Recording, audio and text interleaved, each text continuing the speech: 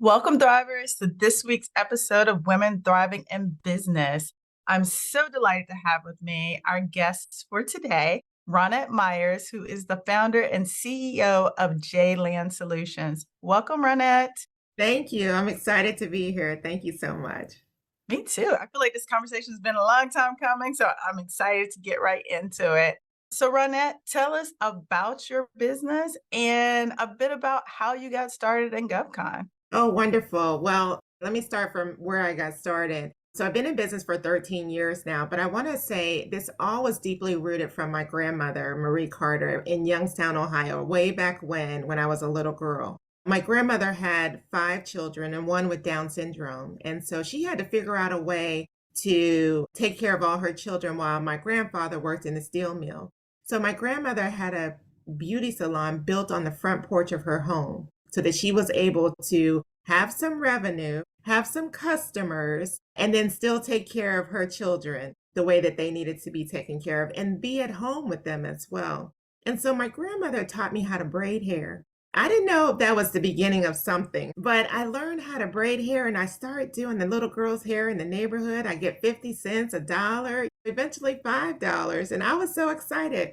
But back then, I really didn't understand what being an entrepreneur was, but it did instill something in me. And, fast forward to years later, I was working for the federal government, which was fine. I enjoyed my time at the federal government, but I was working at the San Jose Air Traffic Control Tower for the FAA. I actually left the administrative side of the house and went on to the technical side of the house. So I was climbing towers, changing antennas, working on radios and communication equipment, voice switches, and getting up in the middle of the night and driving up to Half Moon Bay, up a mountaintop site by myself with all kind of wildlife. And I remember my boss said to me, he said, if a deer comes, hit it, because if you don't, you're going down the side of that mountain.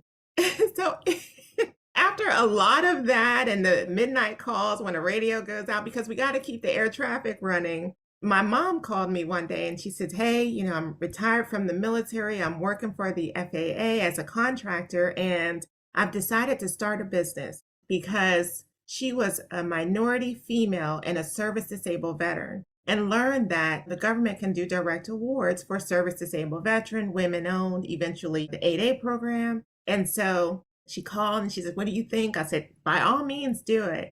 So a couple years later, she received her first contract award for over $6 million.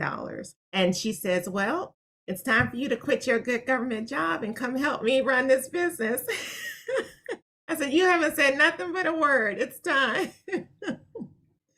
So I decided to leave the federal government in 2010, and I started working with my mom's company, eventually helped her grow her company to over 35 million in revenue. But then we started sitting down and having this conversation about how do we build generational wealth amongst our community, amongst our family, and then create a legacy, not only of her business, but then eventually mine. And that's where the concept of J-Land Solutions came from. So J-Land, the initials JLAN, are the initials of my four children, Jamie, Lene, Asia, and Nia, because I wanted to instill entrepreneurship in them as well. And I'm proud to say 2.5 of them have businesses, okay? One is a side hustle, but she's learning. So but it's great. My youngest daughter is at Penn State University, and she learned to braid during COVID. And so now she's doing everybody's hair to help offset whatever costs that she may have or things that she wants to buy while in school. And my son is a shooting coach, so he has clients all around the DMV. And then my other daughter is a virtual assistant, and so she has clients as well. So everybody's doing something. And then the last one works for me. She has her degree in finance, and so she does my accounting, payroll, and all of that. So that's kind of how this all has started and blossomed a bit. But J-Land, so we provide a lot of services for the federal government. So we provide acquisition and business support. We provide training and organizational development. We can come in and help your organization thrive by aligning your goals to the strategic plan and the mission of the agency. But we also train acquisition professionals across the United States. So we teach the FAR, which is the Federal Acquisition Regulations. We teach any acquisition management system the agency may have for those who do not fall under the FAR. And then we also teach engineering courses, and we teach a class called the National Airspace. And what does that look like with the flying public and the air traffic systems? And how does that correlate with the employees for the Federal Aviation Administration? So we teach that class as well. And then we partner with local universities to bring training in. And then on the IT side, which is our third vertical, we provide help desk support, cloud, and cybersecurity. And we also work in the healthcare space in helping the VA on the contract vehicle that we are a sub on, helping them modernize their electronic records health management system. So it's kind of a little bit about who we are, where I've come from to where we are today. I love that. Thank you for sharing, Ronnette. So it just struck me that your youngest daughter is braiding hair. Like that's fourth generation, right? So Yes. starting with your grandmother, now with your daughter, that's amazing. It also shows how something that may be considered small or like you said, it was out of necessity for your grandmother and now what it turned into because it gave you the spark of entrepreneurialism.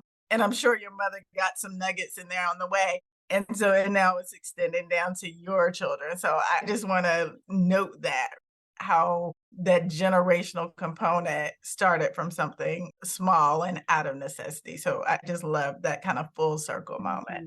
And then the fact that your children are either entrepreneurs or they work for the family business. Mhm. So absolutely love that. Thank you. So you talked about coming to work for your mother, growing her business. Talk to me a bit about what was the rationale behind you starting your own business and then how those things have worked together. Because I mean, you all have done something that I think people aspire to. One, growing eight-figure business, and then you kind of spinning off. So talk to us a little bit about kind of the business decisions, the business train of thought that went into making those decisions. Absolutely. And then the other thing is working with family, right? You have to add that in there too. And Yes. and that's all still getting along. And You still like so each other? yeah, we still like each other. Absolutely. And another component of that is my brother works for my mother too. So that's a whole nother aspect. But my mom actually has three companies. So he works at one and I used to work at the other. So early on, probably 6 months after I left the federal government, I was working for my mom's company. And that's when we sat down and really started strategizing. We just whiteboarded a lot of things as far as how to grow her company. And then, as I briefly mentioned, that generational wealth, creating that legacy, the legacy has already started because the kids have already branched off. But what does wealth look like really? We may have some here, but we want that wealth to continue on down the path. So, not only did we start talking about me starting a business and branching off, and eventually going through the 8A program and other certification programs because I have a technical background. I mean, I did administrative support. FAA paid for me to go to college to get a technical degree. And then now I'm going back to running a business where I may have taken one leadership class, but now I've taken many. And I continue to learn. I continue to take courses because I continue to be in these CEO groups because you want to learn. You want to learn how to scale your business. And so I think that is very important. But like I said, my mother and I, we just sat down and we just started strategizing on the way forward and what is this going to look like. But not only did we talk about the business because I was learning the business, I was attending industry days, I was attending a lot of training and really learning about how these programs work and how they can work for us, right? But you really have to dig deep and take advantage of that. I did a lot of that. But then we also talked about how else do we have some passive income? What does that look like? And so we start getting invited into different rooms. And sometimes you have to pay to play, but you get your foot into the room. And so now we are hotel investors. We invest in Broadway plays, apartment, brand new condo construction. So it's just having those avenues to expand your wealth. Once you're at a certain playing field, you have revenue that you can actually support these different efforts, but that's passive income coming in that you can pass down through your children and through the generations. And then also creating an estate and a trust. It's kind of combined in one, but create an estate so that everything is protected.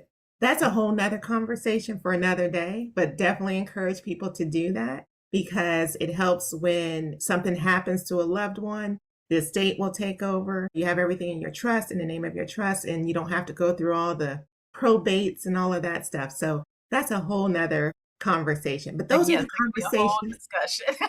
Absolutely. And you need experts for that. I just know what they tell me, and I'm like, okay, this is what I'm doing. But it was that conversation that we had, and we just started strategizing on the way forward. And that's how I started JLand.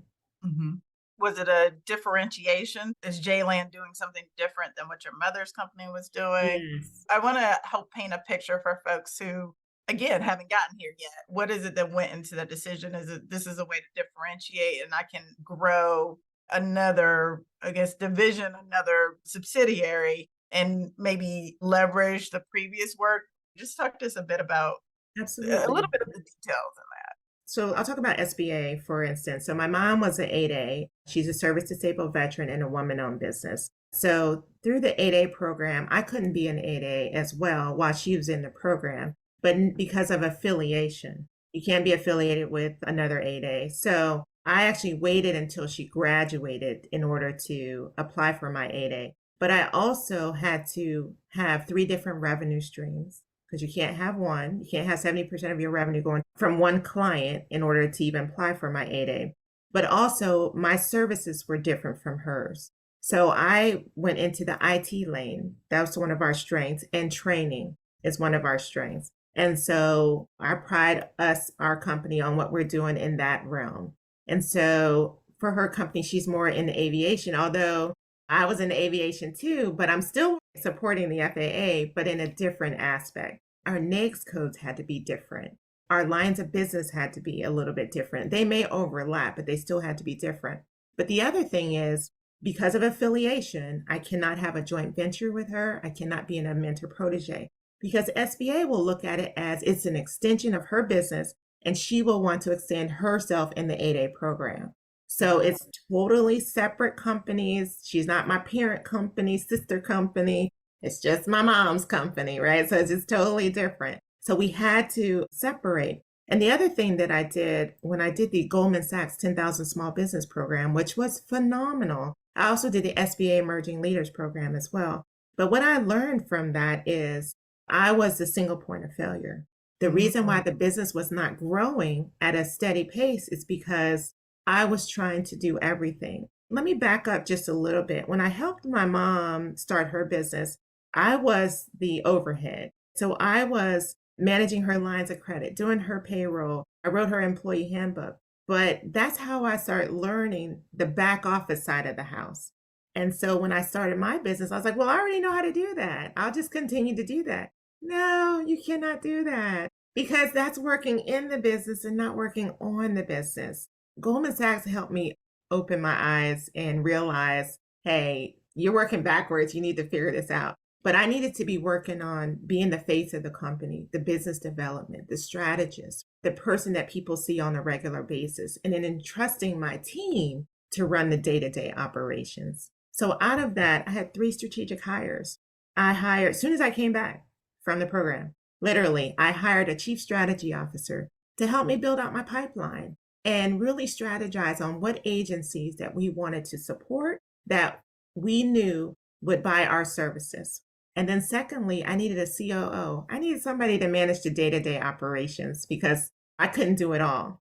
The third one was marketing. I needed somebody to put me out on social media because a lot of times when people saw me, they saw me as my mom's daughter or my mom's company. So I had to separate the two. And after I did that, literally within 6 months, I had my first 8A Direct Award.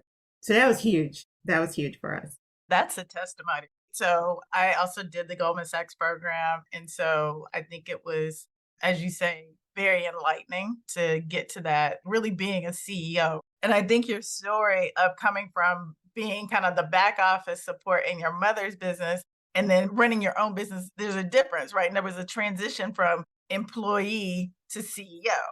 And I think a lot of times we think like, oh, we got this, we've done this for other people. But when you're doing it for yourself, it's a whole different story. It is. It truly is. Truly. I was a great employee, and now the muscles we have to use are different. So I love when you say you're always in a class or something like that's me too. Friends are like, "Are you doing another class?" And I'm Yes. like, "Yes."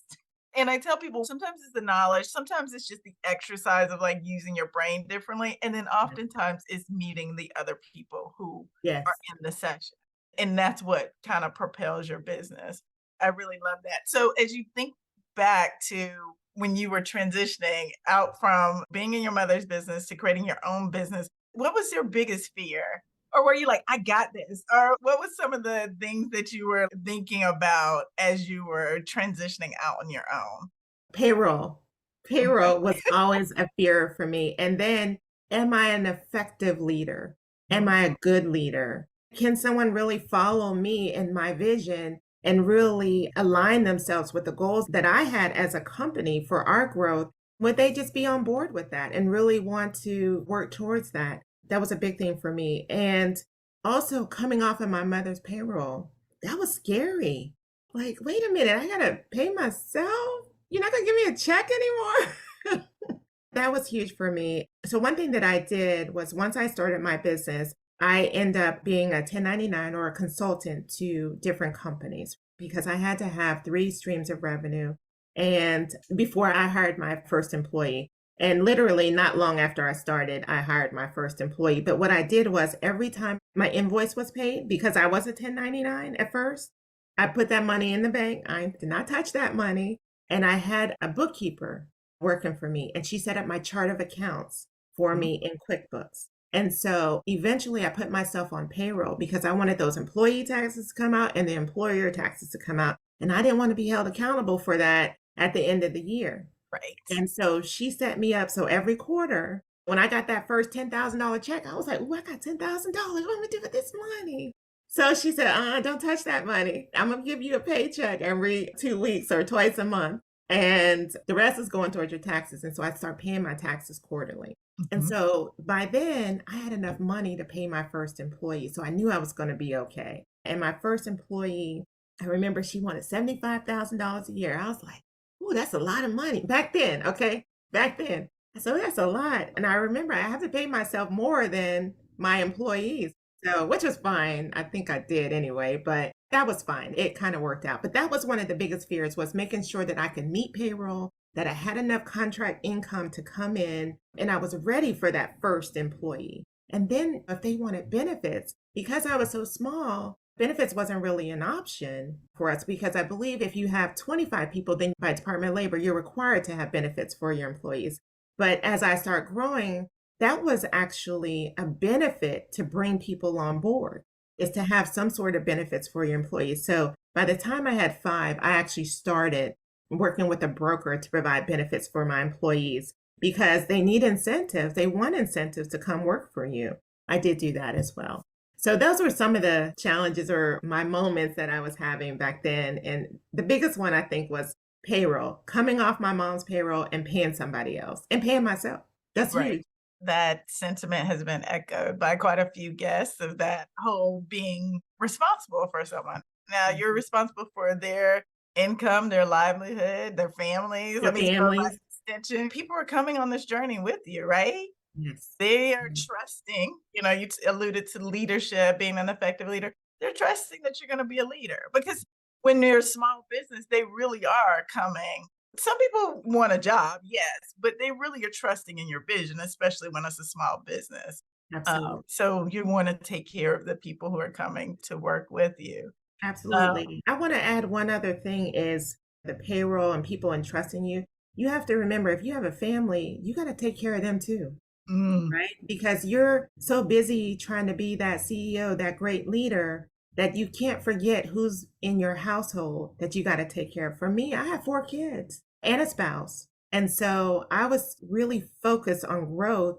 And sometimes that would slide. And I remember one day my daughter came to me, she was in middle school. And she's like, Mommy, can you not travel? Can you stay home? Because I really need my mom.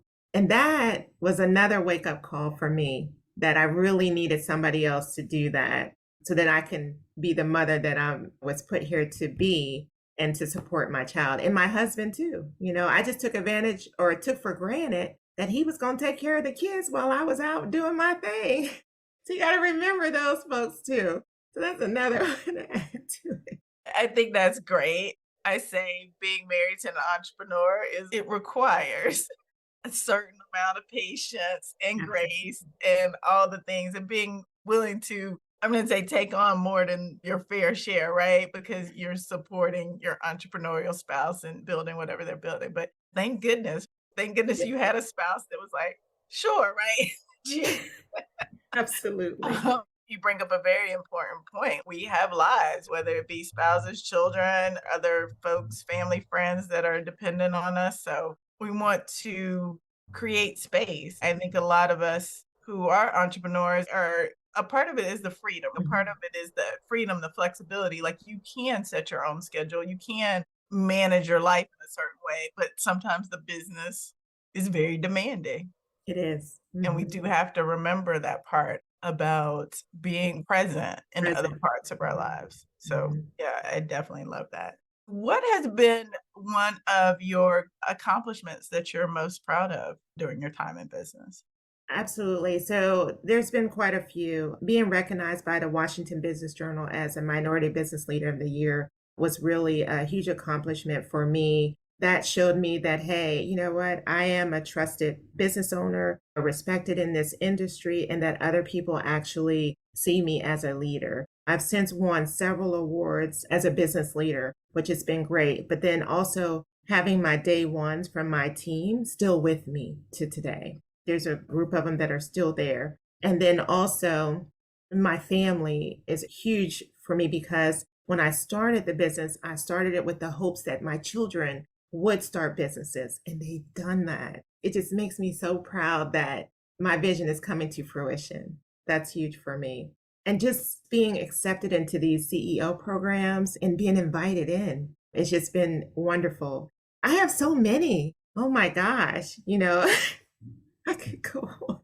I love that. I love that you still have a joy for the business and are I still love it. finding joy in it. I love that. You talked a bit about certifications. I'm going to say identity based or social economic designations. Can you talk a bit about those as well as industry certifications like the ISO, CMMI?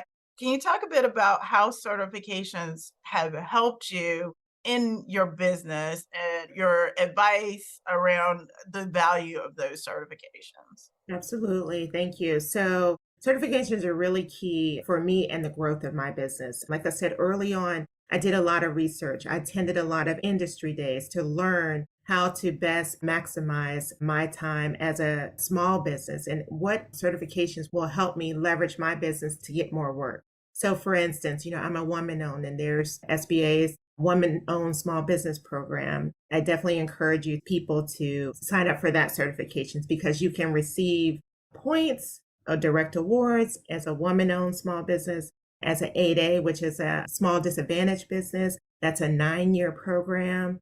But I encourage you not to apply for your 8A until you're ready.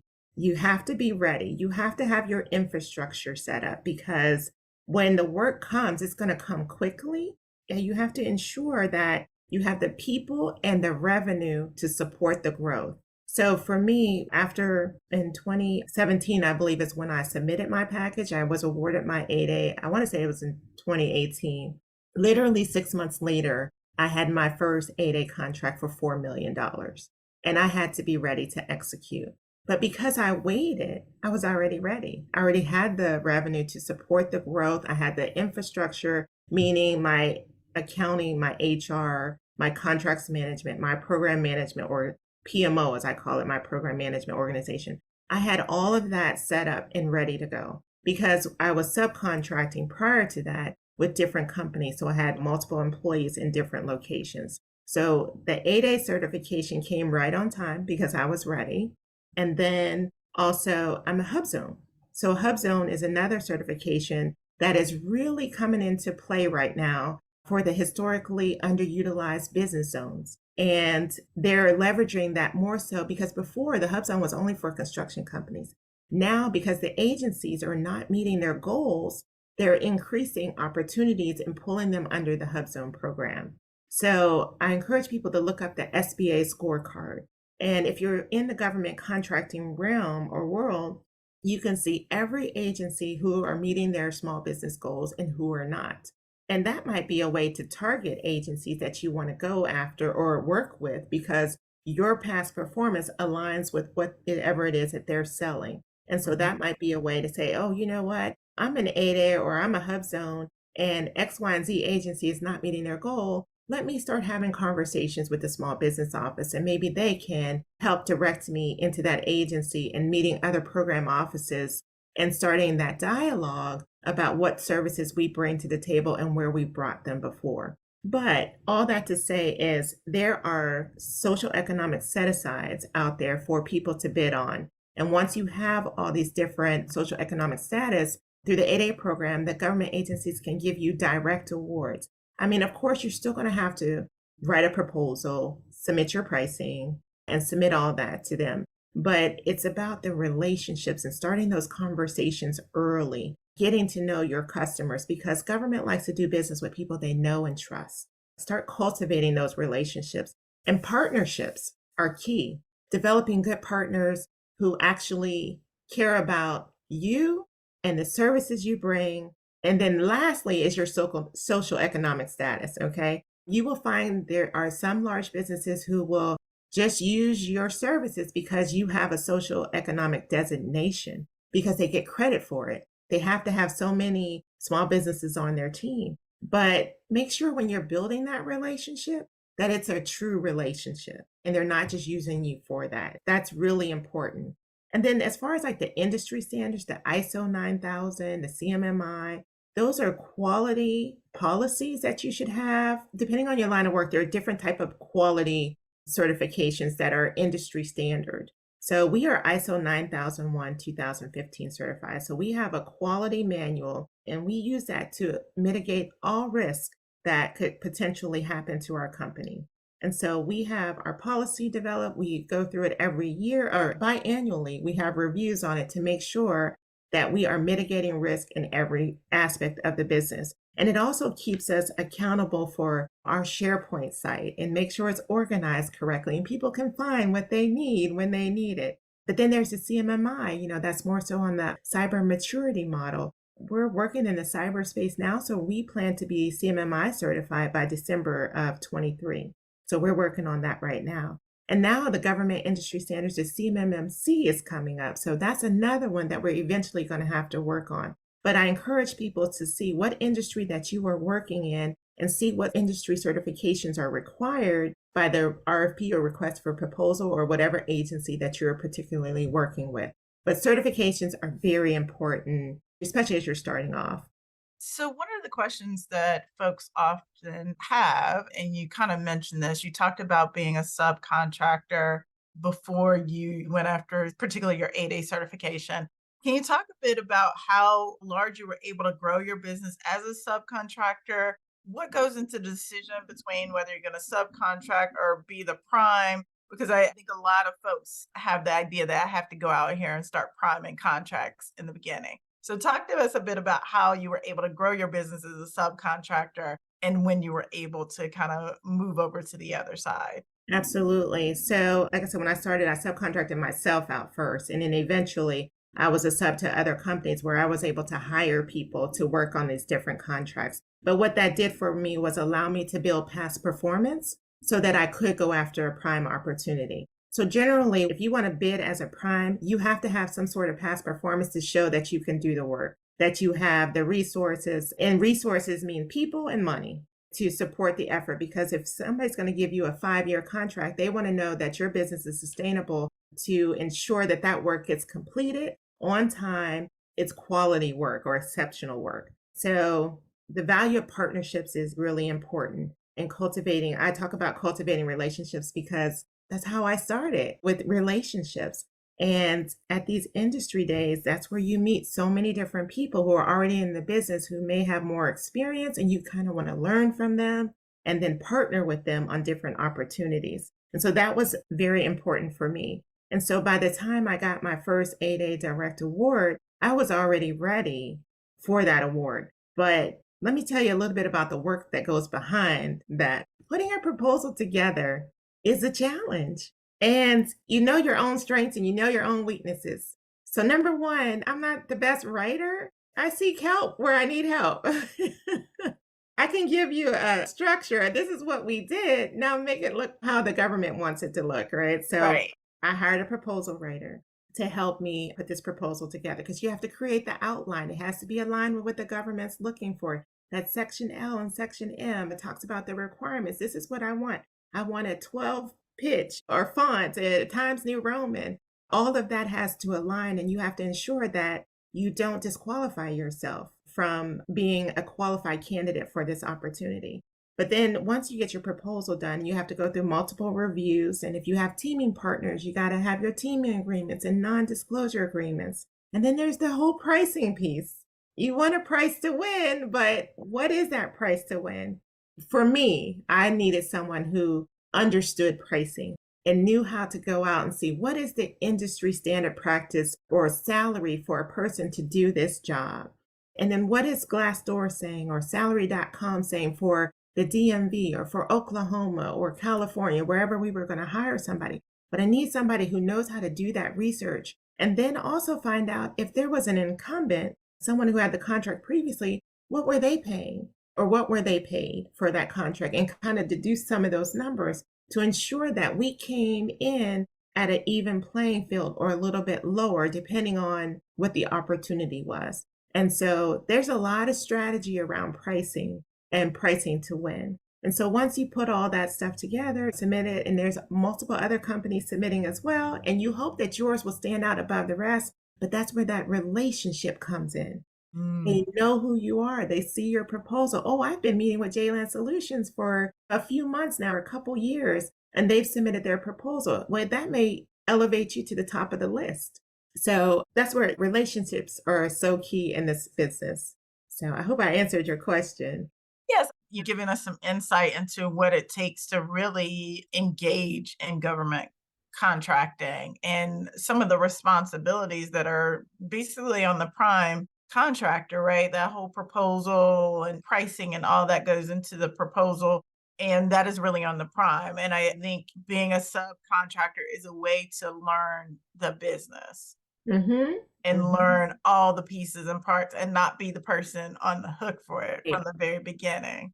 I think it is a great way as you think about building business in GovCon. You're subcontracting to businesses today, right? I Even am. as a prime contractor, Mhm. it's very much a what does this opportunity look like and what's the best approach, right? Absolutely. And it opens doors for you to go into different agencies, right?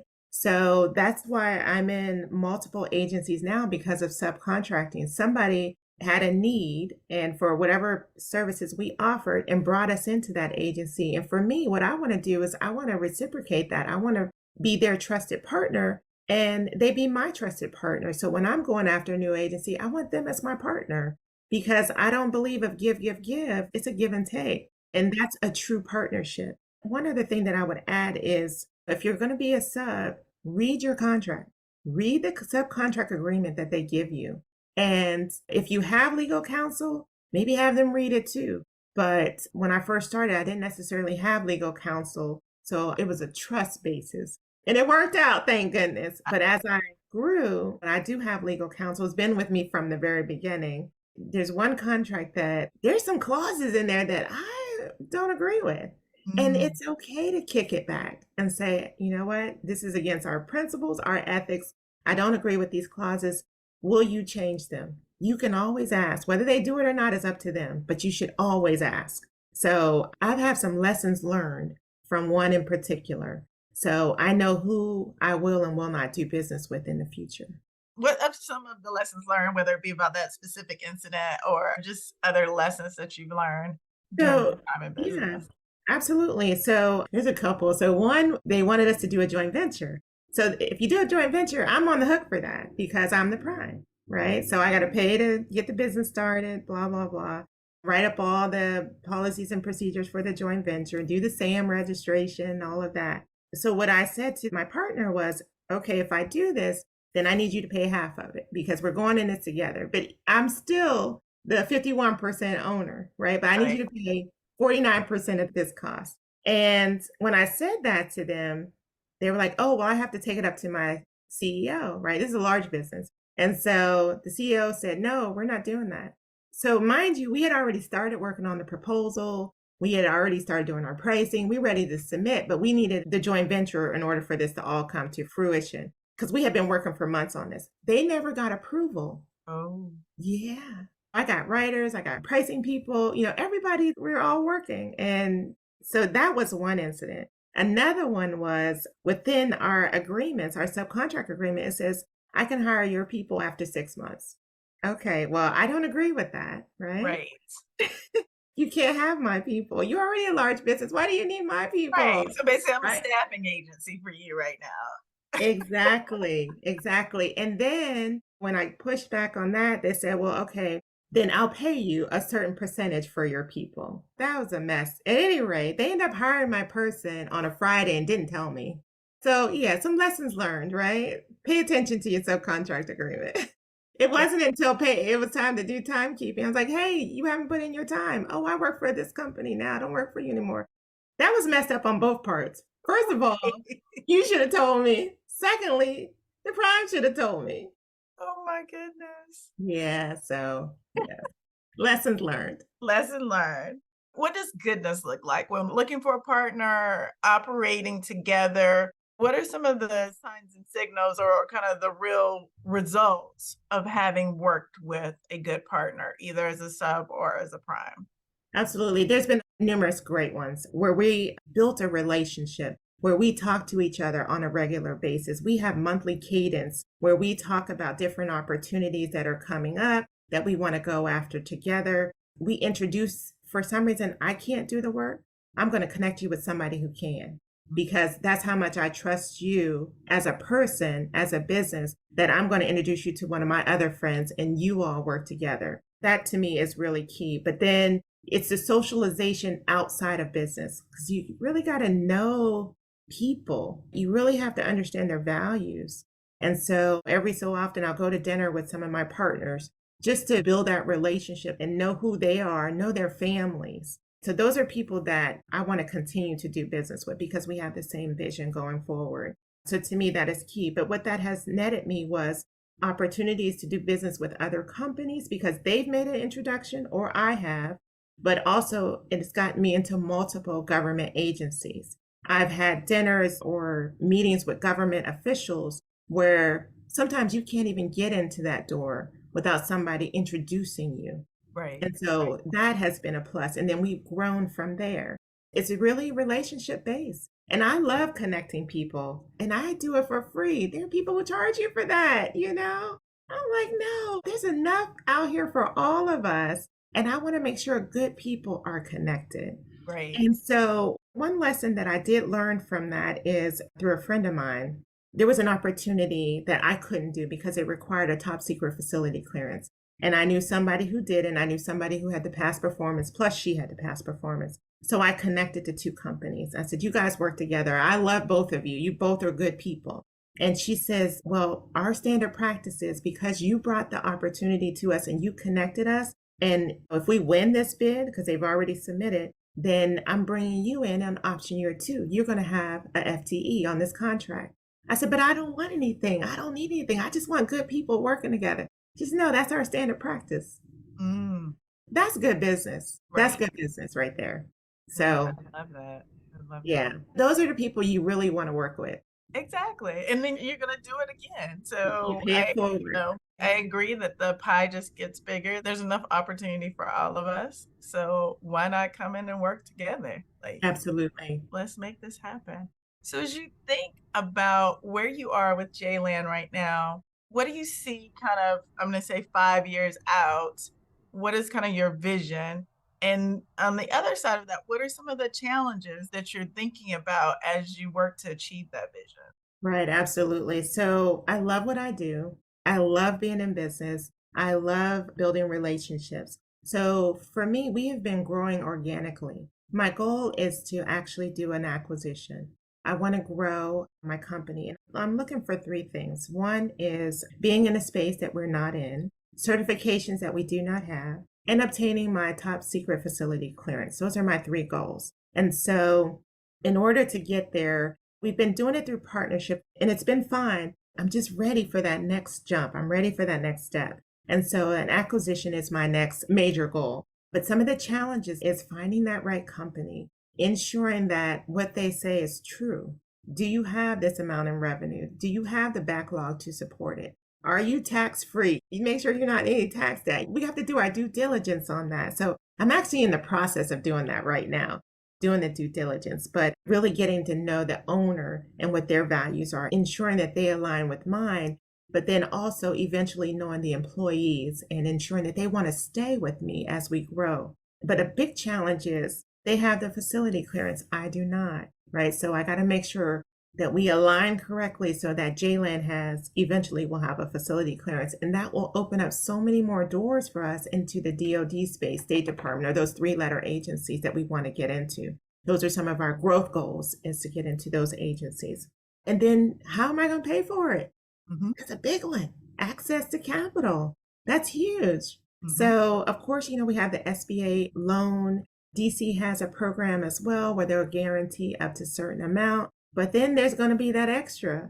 Do I have enough revenue to support that? Do I have to get financing from a bank or an SBA approved lender? Do I have to go to a private equity firm to get funding? So, those are some of the challenges that I'm going to have to work through. And then once it does happen, is aligning the two companies, Mhm. right? And making sure we all align together. But I want to continue growing in this space. I want to do more in the philanthropic area. Right now, we're part of the DC Adopt a School program. I participate with several different nonprofits in the DMV area where we help feed families or help students or teachers. I want to expand that a little bit more. But it takes revenue and it takes people who believe in their mission to actually volunteer to do more work in those areas. And I'm on 3 boards right now for Dreaming Out Loud, which is a Black farmer in the District of Columbia that is helping with food insecurities in different areas of the city. I'm on the board for the DC Chamber of Commerce and the Small Business Committee. And I want to help more small businesses, to get out there and teach them and help them, mentor them along the way. And then I'm on the board for Bishop McNamara High School in Forestville, Maryland. And my daughter graduated from high school there. And so I've just been committed ever since. But just helping these students or teachers, whatever I can do, I just love giving my time and helping in those different areas. But I want to do more. My ultimate goal is to open up a youth center in my hometown of Youngstown, Ohio.